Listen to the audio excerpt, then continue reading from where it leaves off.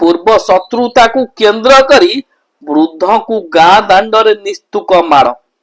ଏଭଳି ଏକ ଅଭାବନୀୟ ଘଟଣା ଦେଖିବାକୁ ମିଳିଛି ପଟ୍ଟାମୁଣ୍ଡାଇ ବ୍ଲକ ଶାସନ ପଞ୍ଚାୟତ ନିମପୁର ଗାଁରେ। ଜଣେ ବୃଦ୍ଧଙ୍କୁ ତାଙ୍କ ସମ୍ପର୍କୀୟ ନାତି ଗାଁ ଦାଣ୍ଡରେ ମାଡ଼ ମାରିବା ସହିତ ମହିଳାଙ୍କୁ ତଣ୍ଟି ଚିପି ମାରିବା ଉଦ୍ୟମର ଭିଡିଓ ଏବେ ସୋସିଆଲ ମିଡିଆରେ ଘୁରି ବୁଲୁଛି। ତେବେ ଏହି ଘଟଣାକୁ ନେଇ ପଟ୍ଟାମୁଣ୍ଡାଇ ଗ୍ରାମାଞ୍ଚଳ ଥାନାରେ ଗତ 29 ତାରିଖରେ ବୃଦ୍ଧଙ୍କ ବୋହୂ ପୁଷ୍ପଲତା ରାଉତରାୟ ଲିଖିତ ଅଭିଯୋଗ କରିଥିଲେ ସୁଦ୍ଧା ଘଟଣାକୁ ବହୁ ଦିନ ବିତି ଯାଇଥିଲେ ସୁଦ୍ଧା ପୁଲିସର ନିଷ୍କ୍ରିୟତା ଏବେ ସାଧାରଣରେ ଅସନ୍ତୋଷ ବ୍ୟକ୍ତ କରିଛନ୍ତି।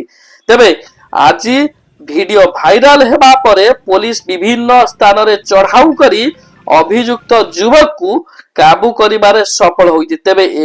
ତେବେ ଏଭଳି ଭିଡିଓ ସମସ୍ତଙ୍କୁ ଚକିତ କରିବା ସହିତ ଅଭିଯୁକ୍ତଙ୍କ ବିରୁଦ୍ଧରେ ଦୃଢ କାର୍ଯ୍ୟାନୁଷ୍ଠାନ ନେବାର ଆବଶ୍ୟକତା ରହିଛି ବୋଲି ସାଧାରଣରେ ଚର୍ଚ୍ଚା ଜୋର ଧରିଛି।